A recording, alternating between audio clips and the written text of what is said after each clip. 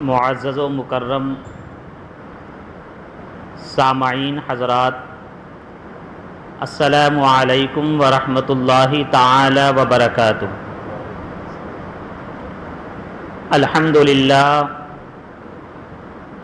للہ رب العالمین والعاقبۃ للمتقین والصلاة والسلام على اشرف الانبیاء وخاتم النبیین وعلى آلہ الطیبین الطاہرین واصحابہ الکرام اجمعین، اما بعد فاعوذ باللہ من الشیطان الرجیم، بسم اللہ الرحمن الرحیم۔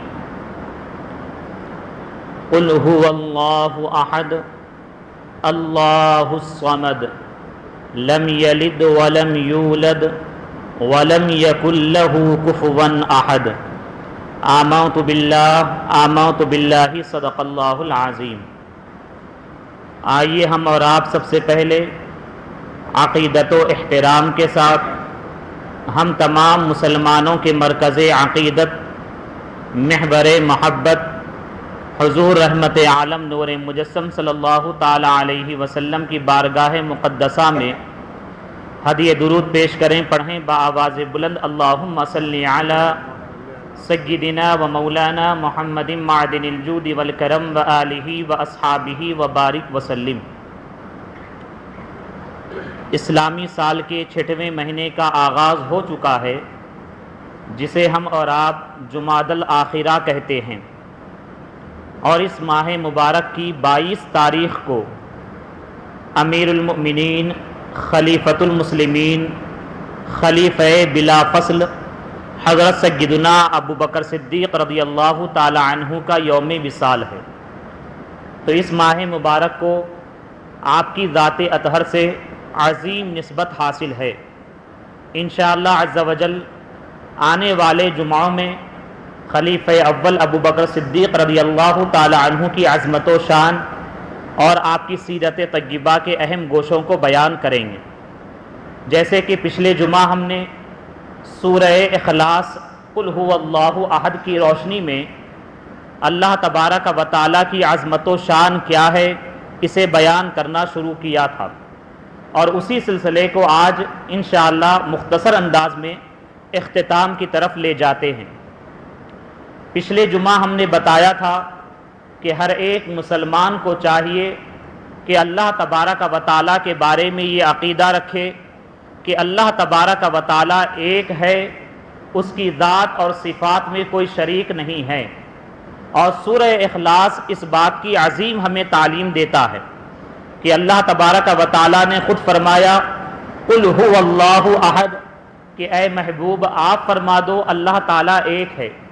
اور اسی پہلی آیت کریمہ کی روشنی میں ہم نے کہا تھا کہ ہمیں اور آپ کو اللہ تعالیٰ کو ماننا ہے، اللہ تعالیٰ کے بارے میں عقیدہ رکھنا ہے، تو ویسے عقیدہ رکھنا ہے جیسے پیارے نبی علیہ الصلاۃ والسلام نے بیان فرمایا، اس لیے کہ اللہ کا نام لینے والے، اللہ تعالیٰ پر ایمان رکھنے کا دعویٰ کرنے والے آج بھی دنیا بھر میں بہت سارے پائے جاتے ہیں، لیکن اللہ تعالیٰ کی بارگاہ میں وہی ایمان و عقیدہ مقبول اور محبوب ہے جو پیارے مصطفیٰ صلی اللہ تعالیٰ علیہ وسلم نے ہمیں بتایا ہے۔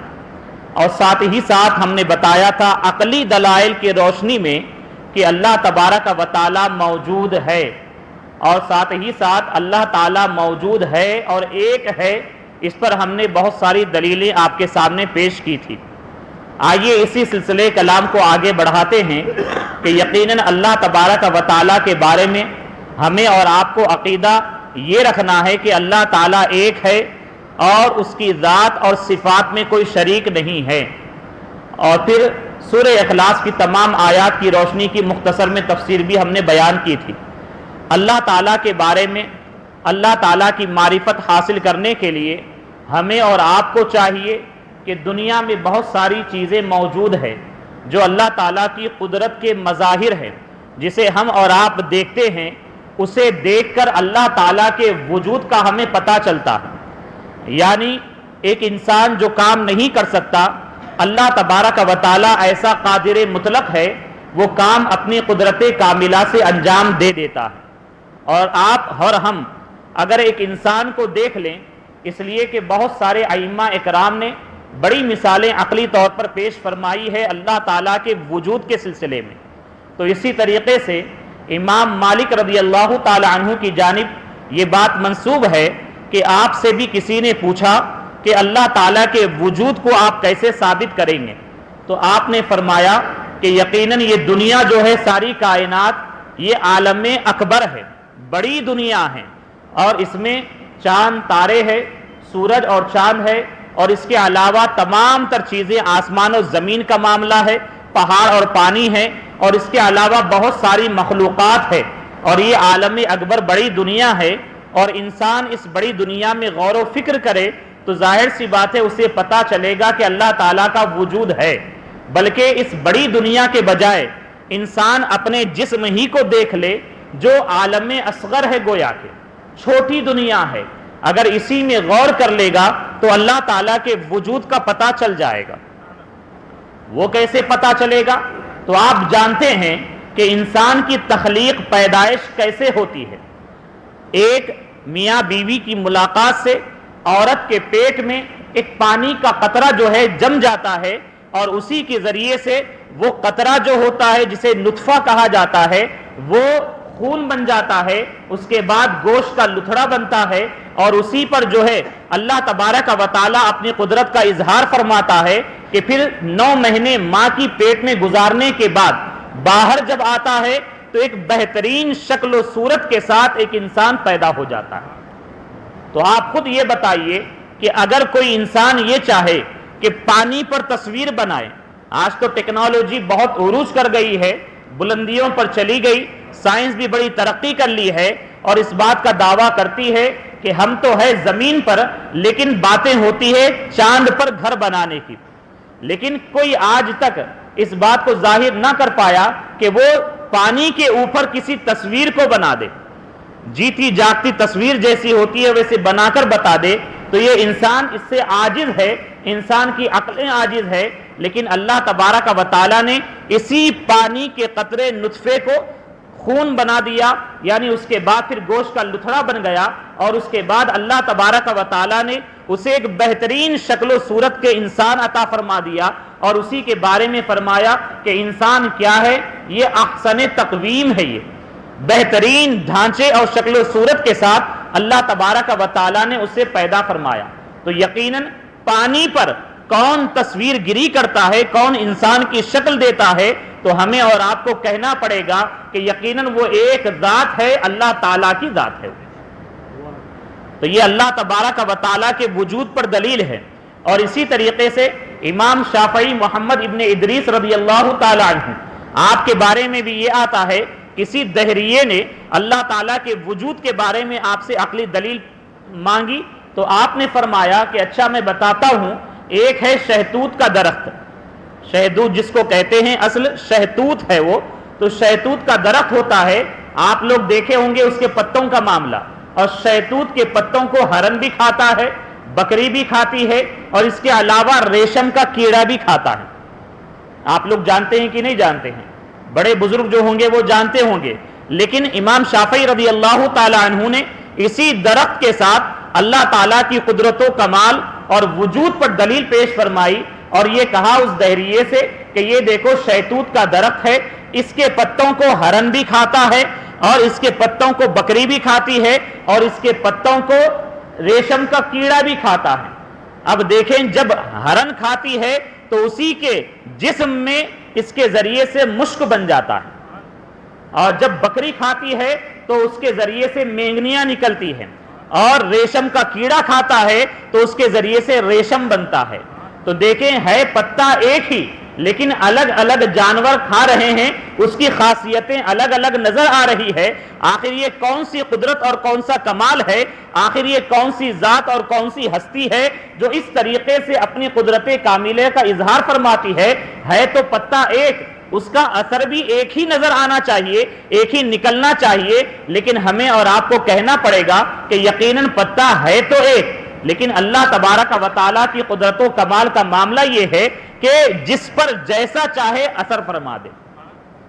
تو یہی وجہ ہے کہ ہرن کھاتا ہے اسے، ہرن کھاتی ہے تو وہاں پر مشک بن جاتا ہے، بکری کھاتی ہے تو مینگنیاں بن کر نکلتی ہے، اور ریشم کا کیڑا کھاتا ہے تو سمجھیے وہاں پر جو ہے ریشم بنتا ہے. اور اس کے علاوہ بھی آج انسان کو دیکھیں، بہت ساری اللہ تبارک و تعالیٰ کی نعمتوں کا اظہار انسان کے جسم پر ہوتا ہے. آپ اور ہم جانتے ہیں کہ انسان کے جسم کا ایک ایک حصہ، ایک ایک پارٹ، ایک ایک عضو جو ہے بڑا قیمتی ہوتا ہے. چاہے آپ آنکھ کو دیکھ لیں، چاہے ہاتھ کو دیکھ لیں، یا اس کے علاوہ جسم کے اندر گردے موجود ہوتے ہیں جو فلٹر کا کام کرتے ہیں. اور آج کل بہت سارے لوگ یہ جانتے ہیں، کئی ایک لوگوں کے گھروں میں ایسے مریض بھی موجود ہے جو ڈائلیسس کے پیشنٹ ہیں. اور آپ اور ہم جانتے ہیں کہ اس معاملے کو طے کرنے کے لیے ہاسپٹل کو جانا پڑتا ہے، اور کئی ایک بڑی مشین کا استعمال کر کے جو چیز اندر جمع ہوئی ہے، جو آسانی سے نکل نہیں پاتی، اسے ان مشینوں کے ذریعے سے نکالا جاتا ہے. لیکن انسان کے جسم میں ایک چھوٹے سے حصے کو گردوں کی شکل دے دی گئی ہے، اور اس کے ذریعے سے انسان کا جو فلٹر کا کام کرنا ہے، پیشاب کا نکلنا ہے، زائد پانی کا نکلنا ہے، تو آسانی کے ساتھ نکل جاتا ہے بغیر کسی تکلیف کے. حالانکہ آج سائنس اتنی ترقی کر لی ہے، اس کا بدل پیش نہیں کر سکتی. بڑی بڑی مشینوں کے ذریعے سے یہ تمام کام انجام دیے جاتے ہیں. تو ہمیں اور آپ کو یہ ماننا پڑے گا کہ انسان بھی اپنے آپ میں اللہ تعالیٰ کی قدرت کا اظہار کرتا ہے، اللہ تعالیٰ کے کمال کا اظہار کرتا ہے. تو یہ اللہ تبارک و تعالیٰ کے وجود پر بہت ساری دلیلیں ہیں. اور یقیناً ہم اہل سنت و جماعت کا جو عقیدہ ہے بڑا ہی پاکیزہ صاف ستھرا عقیدہ ہے. بس ضرورت اس بات کی ہے کہ ہم صحیح طور پر عقیدے کو اپنے سمجھیں. آج عقیدہ توحید کے نام پر بہت سارے لوگ غلط رخ جو ہے لوگوں کے سامنے لاتے ہیں، اور بات بات پر شرک کہہ کر جو ہے بہت سارے مسلمانوں کو اسلام سے خارج کرنے کی ناپاک سازش اور کوشش کرتے ہیں. آئیے آج کے جمعہ میں بڑی ہی اہم تعلیم ہم آپ کو دیتے ہیں کہ جس طریقے سے کہا گیا توحید کہتے کسے ہیں. توحید کا مطلب اور معنی یہ ہے اللہ تعالیٰ کو ایک ماننا ہے، اور اللہ تعالیٰ کی ذات میں کسی کو شریک نہیں ٹھہرانا، اللہ تعالیٰ کی صفات میں بھی کسی کو شریک نہیں ٹھہرانا. یہ توحید، اور اللہ تبارک و تعالیٰ کی عظمت و شان کے لائق اسے ماننا، تسلیم کرنا، اس پر ایمان لانا، یہ توحید ہے. لیکن اب ذات کے بارے میں ہم اور آپ بڑی آسانی سے سمجھ لیتے ہیں، لیکن کبھی بھی کوئی چیز سمجھنا چاہیں تو اس کی ضد کو بھی سمجھنا پڑتا ہے، اور ضد کے ذریعے سے کوئی چیز آسانی سے سمجھ میں آتی ہے. مطلب جیسے کہ کہا گیا پانی کہے تو پانی کو آگ کے ذریعے آپ آسانی سے سمجھ سکتے ہیں. یعنی آپ جانتے ہیں آگ وہ ہوتی ہے جو جلا دیتی ہے، پانی وہ ہوتا ہے جو آگ کو بجھا دیتی ہے. آپ کے سامنے کہا گیا یہ دن ہے تو پھر آپ اس کی ضد کو، اپوزٹ کو مانیں گے رات بھی موجود ہے. یعنی کوئی بھی چیز، یعنی اچھی کوئی چیز ہے تو اس کے مقابلے میں بری چیز یہ ضد ہوتی ہے. تو کوئی بھی چیز جو ہے اپنی ضد کے ساتھ آسانی کے ساتھ سمجھ میں آتی ہے. تو توحید کے مقابلے میں کیا ہے؟ شرک ہے. اور شرک کہتے کسے ہیں؟ اللہ تعالیٰ کی ذات یا اللہ تعالیٰ کی صفات میں کسی کو شریک ٹھہرانا. بولیے ایک مرتبہ، کیا ہے شرک؟ کسے کہتے ہیں؟ اللہ تعالیٰ کی ذات میں یا اللہ تعالیٰ کی صفات میں کسی کو شریک ٹھہرانا، یہ شرک ہے. ٹھیک ہے؟ تو اب اللہ تعالیٰ کی ذات میں شریک ٹھہرانے کا مطلب عام طور سے ہر کوئی سمجھ جاتے ہیں، جیسے کہ عیسائی لوگوں نے اللہ تعالیٰ کی ذات میں عیسیٰ علیہ السلام کو اللہ تعالیٰ کا بیٹا کہہ کر شریک ٹھہرا دیے. تو یہ شرک ہے. اور اسی طریقے سے ملک ہندوستان میں ہم رہتے ہیں، یہاں پر ایک ایسی محروم بد نصیب قوم موجود ہے جن کا معاملہ یہ ہے کہ پتھر کو دیکھ لیتے ہیں تو اپنی پیشانی کو جھکا دیتے ہیں. ایک جانور ان کے نزدیک بڑا مقدس مانا جاتا ہے، اور اتنا مقدس مانا جاتا، سائنس اتنی ترقی کرنے کے بعد بھی اس کی غلاظت کو جو ہے یہ شفا کا باعث سمجھتے ہیں. تو ان کی عقلوں پر روئیں گے تو نہیں، کیا کریں گے پھر بتائیے؟ ہاں، پیشاب کو اور اس کے گوبر کو جو ہے یہ شفا کا باعث سمجھتے ہیں. اتنی ٹیکنالوجی عام ہو گئی ہے اور میڈیکل بھی اتنی ترقی کر لی ہے، اس کے باوجود یہ اپنی عقل پہ رونا ہے ان کی عقلوں پر کہ یہ اتنی نیچے گرے ہوئے ان کی عقل ہے، سوچ ہے. تو ایسے لوگ بھی پائے جاتے ہیں، سورج نکلتا ہے تو اس کی جو ہے پرستش کرتے ہیں، بلکہ بڑی سازش کے ساتھ ہمارے جو اسکولز ہندوستان میں چلتے ہیں یا پھر شہر حیدرآباد میں بھی چلتے ہیں، یہاں پر جو ہے ایک یوگا کے نام پر سوریہ نمسکار کی ایک سازش رچی جا رہی ہے۔ پہلے بھی اس کی آواز بلند کی گئی تھی اور آج بھی اسے عام کرنے کی کوشش کی جا رہی ہے، لیکن ہمارے مسلمان بھائی ایسے بھولے بھالے ہیں کہ ان کے اسکولز میں جہاں پر یوگا کروایا جاتا اور یوگا کے نام پر سوریہ نمسکار کا ان کا جو خاص ہے، اور جس کے بارے میں ہم نے جو اسٹڈی کی ہے اس نتیجے پر پہنچے، تقریباً اس کے 12 آسن ہوتے ہیں اور اس میں 12 ان کے خاص منتر ہوتے ہیں، ان میں کئی ایک باتیں ایسی ہوتی ہے جو شرکیہ ہیں، اور آپ نہ جانتے ہوئے اپنے بھولے پن میں ان کے اسکولز میں بس یہ سمجھتے ہیں کہ بڑی اچھی تعلیم ہو رہی ہے، اپنے بچوں کو بھیج دیتے اور یہ معلوم نہیں کرتے ان کے ساتھ کیا کیا کروایا جا رہا ہے۔ تو یاد رکھیں، آپ دنیا کی تعلیم کے نام پر بچوں کو بھیج رہے ہیں تو آپ ہی اس بات کے ذمہ دار ہے کہ بچے کا ایمان و عقیدہ بگڑنا نہیں چاہیے، ایمان و عقیدہ اس کے ہاتھ سے جانا نہیں چاہیے۔ اگر اسکول اس کی وجہ اور سبب بنتا ہے تو اگر اس کا ایمان چلا گیا تو آپ بھی اس کے ذمہ دار ہوں گے۔ تو ہمیں اور آپ کو چاہیے کہ ہم سمجھیں۔ تو معاملہ یہ ہے کہ ایسی قوم پائی جاتی، سورج نکلتا ہے تو اس کی بھی پرستش کرتے ہیں، اسے بھی معبود سمجھتے ہیں، چاند کی پوجا کرتے ہیں، پتھروں کی پوجا کرتے ہیں۔ کل تک ایک پتھر عام تھا، لیکن آپ ایک دن گزرنے کے بعد دیکھیں گے وہاں پر بس نشان لگا دیں گے، وہاں پر اپنا ماتھا ٹیک دیں گے۔ تو ایسی بھی قوم موجود ہے۔ تو ان کا معاملہ یہ ہے کہ یہ ایک نہیں ہزاروں کو اپنا معبود بنا لیے ہیں۔ تو ہمارا عقیدہ کیا ہے؟ اللہ تعالیٰ کے بارے میں ہمارا عقیدہ یہ ہے لا الہ الا اللہ، کہ اللہ تعالیٰ کے سوا کوئی عبادت کے لائق نہیں ہے، اللہ تعالیٰ ہی تنہا عبادت کے لائق ہے، وہی ہمارا معبود ہے، اور اس کی ذات کیا ہے؟ وحدہ لا شریک ہے، یقیناً عبادت میں بھی اس کا کوئی شریک نہیں ہے۔ تو ان لوگوں نے اللہ تعالیٰ کی عبادت میں ایک نہیں ہزاروں کو شامل کر کے انہوں نے شرک کر دیا۔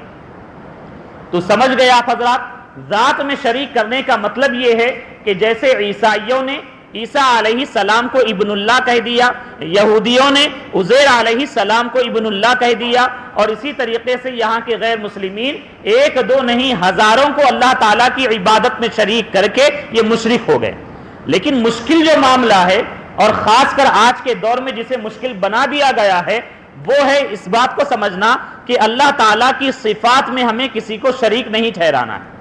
لیکن وہ ہے کیا اللہ تبارک و تعالیٰ کی صفات کو ہم کس طریقے سے سمجھیں گے اور مخلوق کی صفات کو کس طور پر سمجھیں گے؟ تو آئیے بڑے آسان انداز میں بنیادی بات ہم آپ کو سمجھانے کی کوشش کرتے ہیں کہ اللہ تعالیٰ کے بارے میں ہم کو یہ عقیدہ رکھنا ہے کہ اللہ تعالیٰ کی ذات واجب الوجود ہے۔ بولیے ایک مرتبہ، واجب الوجود ہے۔ مطلب کیا ہے؟ مطلب یہ ہے کہ اس کا موجود ہونا ضروری ہے، عدم اس کا نہ ہونا یہ محال ہے، ہو ہی نہیں سکتا۔ یعنی ہم اور آپ کیا ہے؟ واجب الوجود کے مقابلے میں ممکن الوجود ہیں۔ ہمارا معاملہ کیا ہے؟ ہم ایک وقت میں نہیں تھے، ایسا ہی ہے نا۔ اللہ تعالیٰ نے چاہا تو ہمارا وجود ہوا، اور اس کے بعد جب رب تعالیٰ چاہے گا ہم فنا ہو جائیں گے۔ تو معلوم یہ ہوا مخلوق کا معاملہ یہ ہے کہ جب رب تعالیٰ نے چاہا تو مخلوق کا وجود ہوا، اور جب رب تعالیٰ چاہے تو وہ فنا ہو جائے گا۔ لیکن اللہ تعالیٰ کی شان اور عظمت یہ ہے کہ وہ واجب الوجود ہے، اس کا وجود ضروری ہے، اور اس کا عدم نہ ہونا یہ محال ہے۔ یعنی ایسا ہو ہی نہیں سکتا کہ اللہ تعالیٰ ایک آن کے لیے بھی نہ ہو۔ سمجھ گئے آپ حضرات؟ سمجھنے کی بات ہے۔ تو معلوم یہ ہوا اللہ تعالیٰ واجب الوجود ہے، اور جتنی مخلوقات ہے یہ ممکن الوجود ہے۔ ممکن الوجود کا مطلب ہی یہ ہے کہ اس کا وجود کا معاملہ یہ ہے جب رب تعالیٰ چاہے تو یہ موجود ہوگا، اور جب رب تعالیٰ نہ چاہے کہ اس کا وجود ختم ہو جائے تو اس پر جو ہے فنا طاری ہو جائے گی۔ تو اللہ تعالیٰ کی ذات واجب الوجود ہے، اور اللہ تعالیٰ کی جتنی صفات ہے اور اللہ تعالیٰ کی جو ذات ہے، اس کے بارے میں ہمیں عقیدہ یہ رکھنا ہے کہ اللہ تعالیٰ قدیم ہے۔ بولیے، جمعہ کا مقصد ہمارا یہ ہے کہ آپ سیکھیں۔ آپ اللہ تعالیٰ قدیم ہے، قدیم کا مطلب کیا ہے؟ جو ہمیشہ سے ہو. بولیے، جو ہمیشہ سے ہو. اور قدیم کے مقابلے میں کیا آتا ہے؟ حادث آتا ہے. مطلب یہ ہے کہ جو ہمیشہ سے نہ ہو، جب رب تعالیٰ نے چاہا تو وجود ہو. تو معلوم یہ ہوا خالق قدیم ہے، اللہ تعالیٰ قدیم ہے، ہمیشہ سے ہے، اور ہم لوگ حادث ہیں. ساری مخلوقات حادث ہے، یہ ہمیشہ سے نہیں ہے، بلکہ جب رب تعالیٰ نے چاہا، جس کو وجود بخشنا چاہا تو اس کا وجود ہوا. اور اسی طریقے سے اللہ تبارک و تعالیٰ کی ذات اور اللہ تعالیٰ کی صفات کے بارے میں ہمیں عقیدہ رکھنا ہے کہ اللہ تعالیٰ کی صفات تمام کی تمام ذاتی ہے، ذاتی ہیں. کیا مطلب ہے؟ یعنی اللہ تبارک و تعالیٰ علم غیب رکھنے والا ہے، عالم الغیب والشہادہ ہے. اللہ تعالیٰ قدرت والا ہے، اللہ تعالیٰ اختیار والا ہے، اللہ تعالیٰ سننے والا ہے، اللہ تعالیٰ دیکھنے والا ہے. اس کے علاوہ جتنی اللہ تعالیٰ کی صفات ہے، اس کے بارے میں ہمیں عقیدہ یہ رکھنا ہے کہ یہ ذاتی ہے، کسی کی دی ہوئی نہیں ہے، بلکہ اسے خود سے حاصل ہے. کیا ہے دوسری بات؟ یعنی ذاتی. اللہ تعالیٰ کی جتنی صفات ہے یہ ذاتی ہے. اور اس کے مقابلے میں بندوں کا معاملہ کیا ہے؟ تو بندوں کا معاملہ عطائی ہوتا ہے. اللہ تعالیٰ نے ہمیں زندگی عطا فرمائی تو یہ عطائی ہے. اللہ تعالیٰ نے ہمیں علم عطا فرمایا تو یہ اللہ تعالیٰ کی عطا سے ہے. اللہ تعالیٰ نے سننے کی طاقت عطا فرمائی، یہ اللہ تعالیٰ کی عطا سے ہے. اللہ تعالیٰ نے دیکھنے کی بصارت ہمیں عطا فرمائی تو یہ اللہ تعالیٰ کی عطا سے ہے. انبیاء اور اولیاء کو علم غیب ہے تو یہ یہ کیا ہے؟ تو یہ اللہ تعالیٰ کی عطا سے ہے. اللہ تبارک و تعالیٰ نے انبیاء اور اولیاء کو دور کے سننے کی طاقت عطا فرمائی تو یہ کیسے حاصل ہے؟ تو یہ اللہ تعالیٰ کی عطا سے حاصل. سمجھ رہے ہیں؟ اللہ تعالیٰ کی جتنی صفات ہے، اللہ تعالیٰ کی ذات کے بارے میں عقیدہ واجب الوجود کا رکھنا ہے، مخلوق ممکن الوجود ہے. اللہ تعالیٰ کی تمام صفات کے بارے میں عقیدہ رکھنا ہے کہ اللہ تعالیٰ کی تمام صفات قدیم ہیں اور تمام صفات جو ہے عطائی ہیں.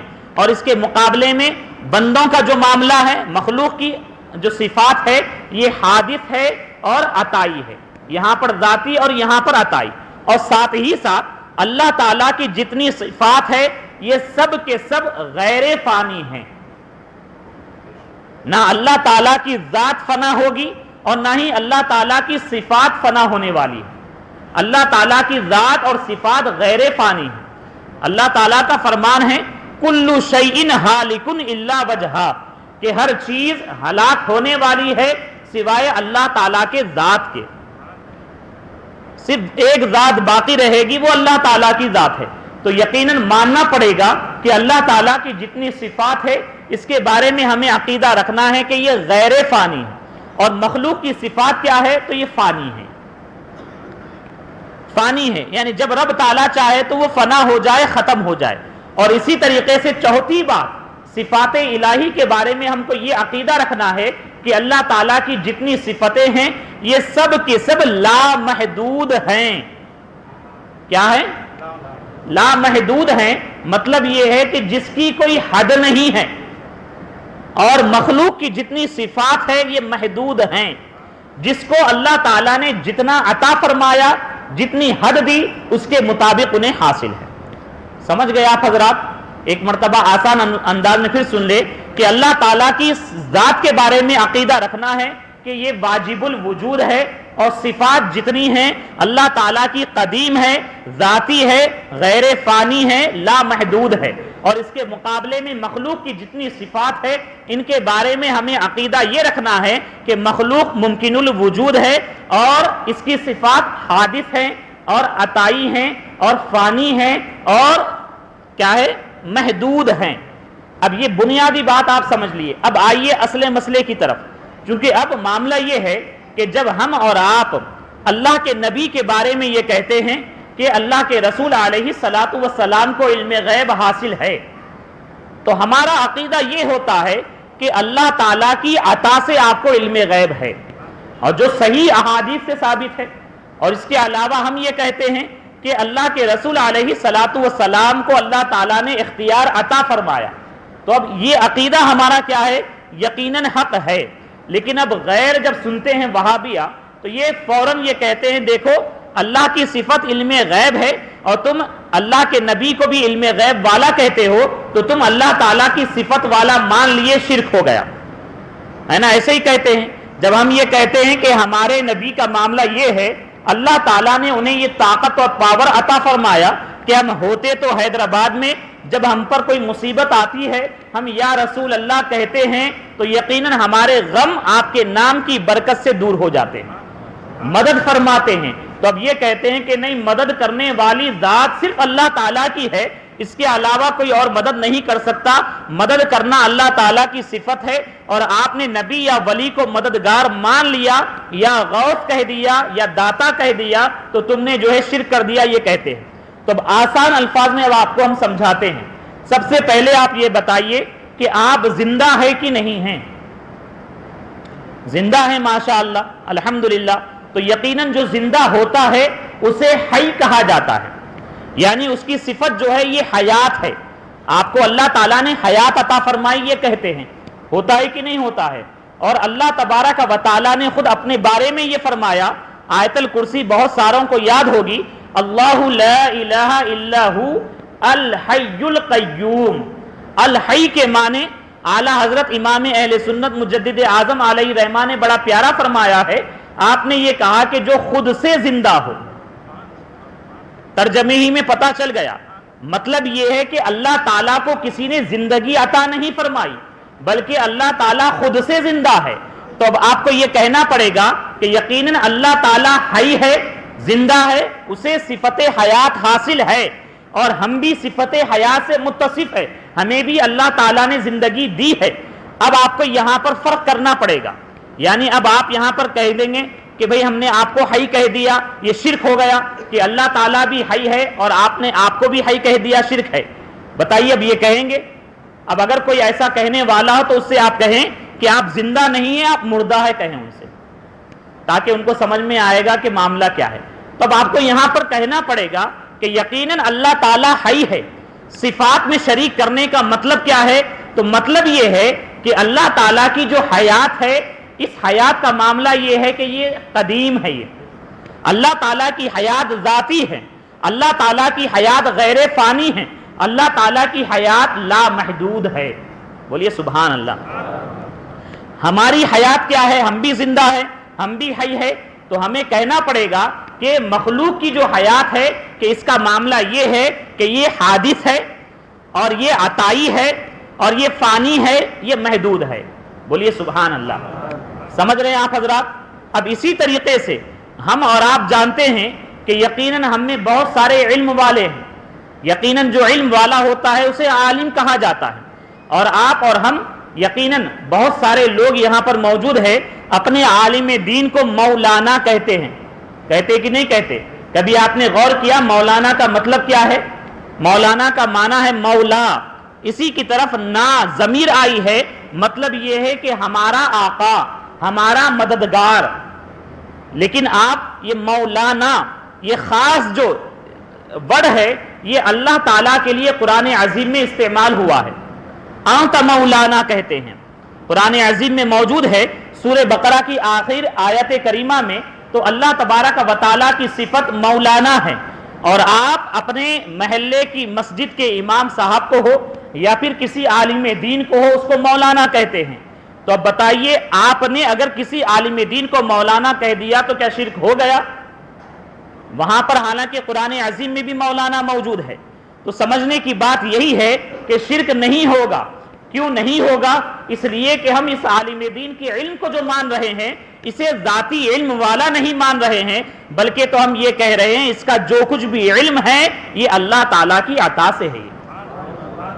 اللہ تعالیٰ جو ہمارا مولا ہے، مولانا جو کہتے ہیں، مددگار جو کہتے ہیں، تو وہاں پر معاملہ یہ ہے کہ اللہ تعالیٰ کا علم، اللہ تبارک و تعالیٰ کی عظمت و شان یہ جو ہے ذاتی ہے، عطائی نہیں ہے، اور یقیناً غیر فانی ہے اور لا محدود ہے۔ اور ایک عالم دین کا علم جو ہوتا ہے یہ عطائی ہوتا ہے، فانی ہوتا ہے، محدود ہوتا ہے اور حادث ہوتا ہے۔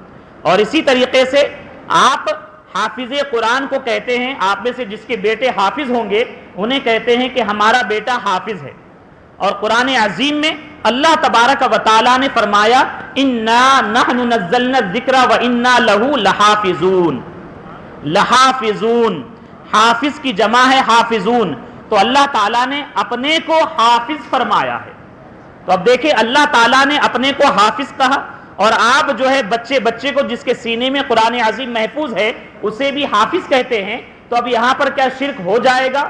یہ تصور کرتے ہوئے کہ حافظ یہ اللہ تعالیٰ کی صفت ہے اور یہاں پر آپ ایک بچے کو اور ایک حافظ قرآن کو حافظ کہہ رہے ہیں، تو آپ کو یہ کہنا پڑے گا ایسا ہرگز نہیں ہے. یہاں حافظ کے مطلب اور معنی اللہ تبارک و تعالیٰ کی جو یہ حافظ ہونے کی صفت ہے تو اس کی عظمت و شان کچھ اور ہے، اور ایک بندے کی مخلوق کا حافظ ہونا کچھ اور ہے. اسی طریقے سے آپ یہ بتائیے کہ آپ سنتے ہیں کہ نہیں سنتے ہیں؟ بولیے. اور آپ دیکھتے ہیں کہ نہیں دیکھتے ہیں؟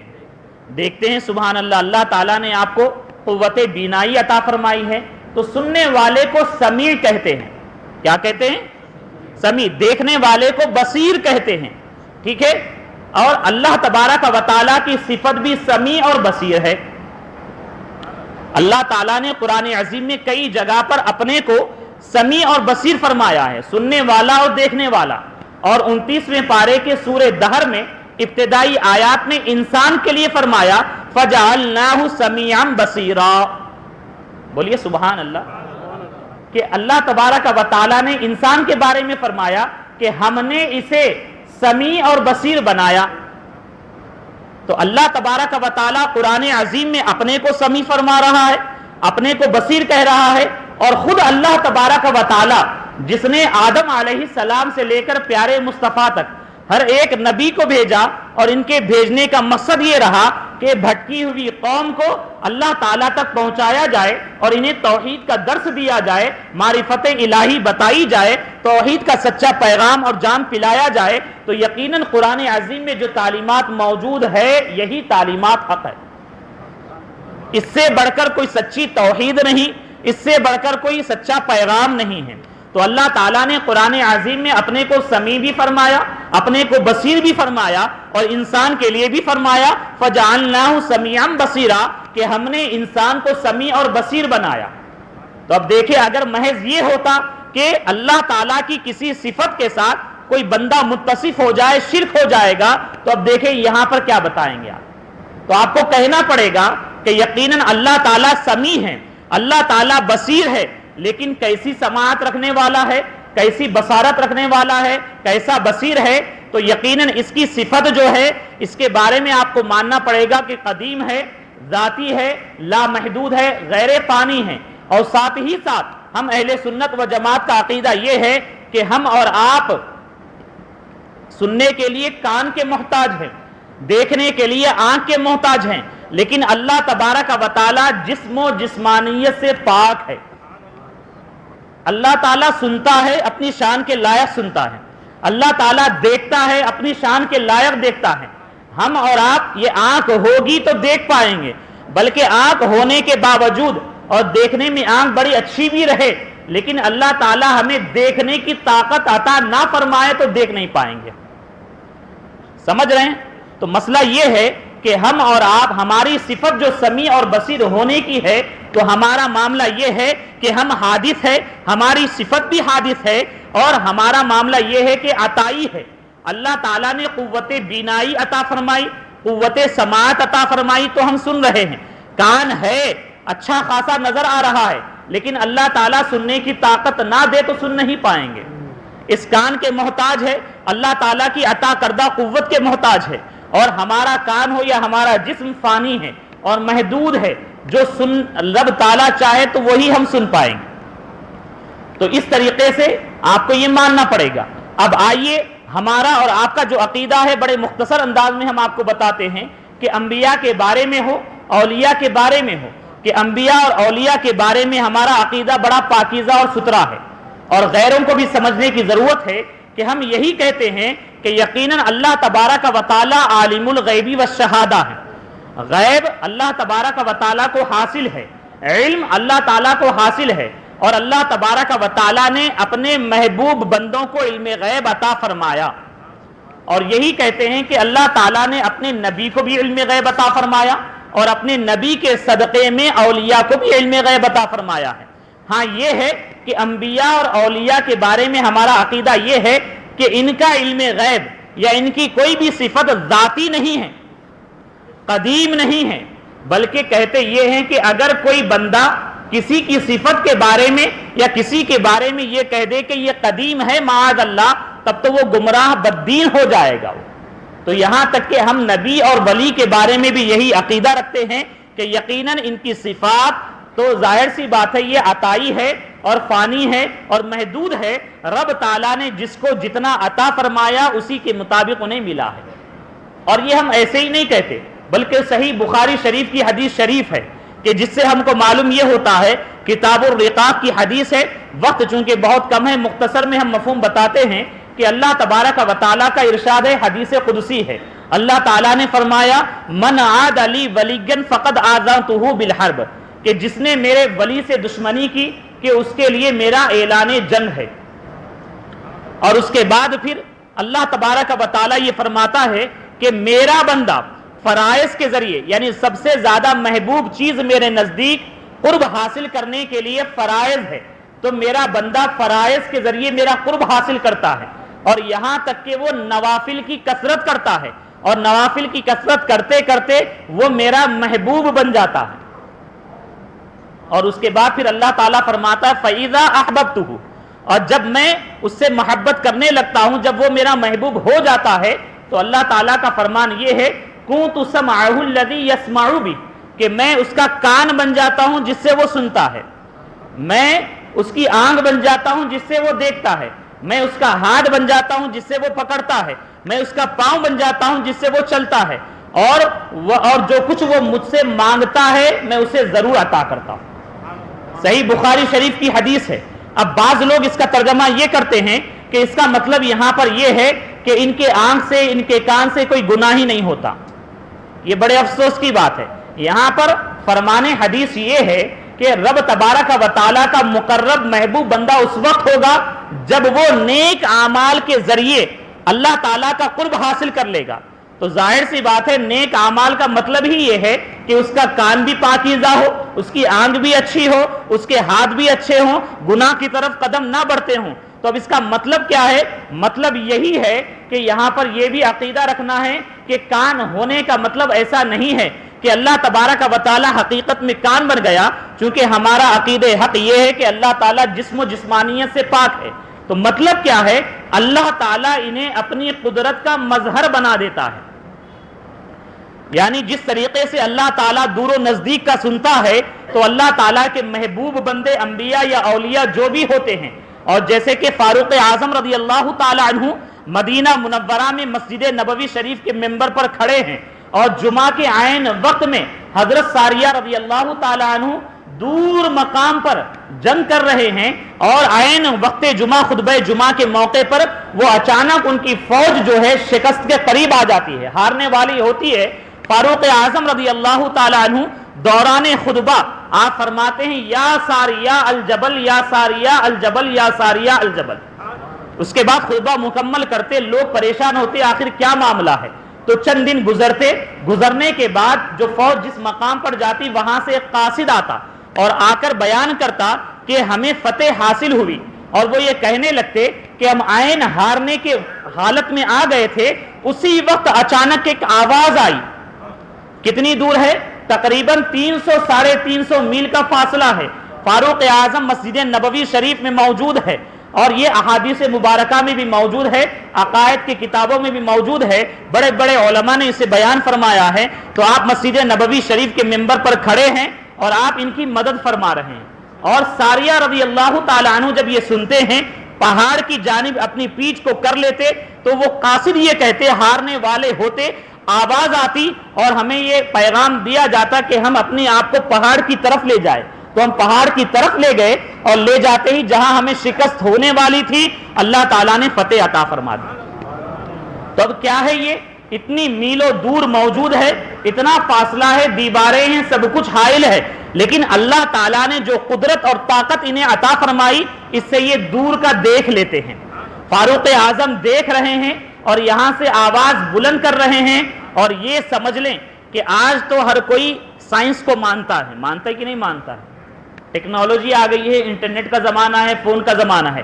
آپ فون یہاں پر بیٹھے ہیں، حیدرآباد میں کسی جگہ پر بات کر لیں، دنیا کے کسی کونے پر بات کر لیں، آخر کون سی چیز ہے جو آپ کی آواز کو بغیر وائر کے کنیکشن کے لے جا رہی ہے؟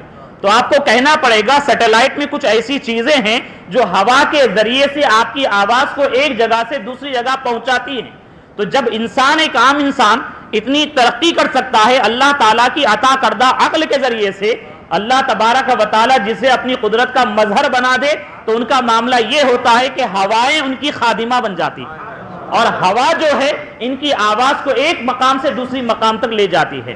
اور وہی معاملہ رہا حضرت ساریہ رضی اللہ تعالی عنہ، اتنی دور رہے صحابی رسول ہے، آپ نے جو ہے ان کی آواز کو سن بھی لیا، آپ اتنی دور ہوتے ہوئے مدد بھی فرما دیے.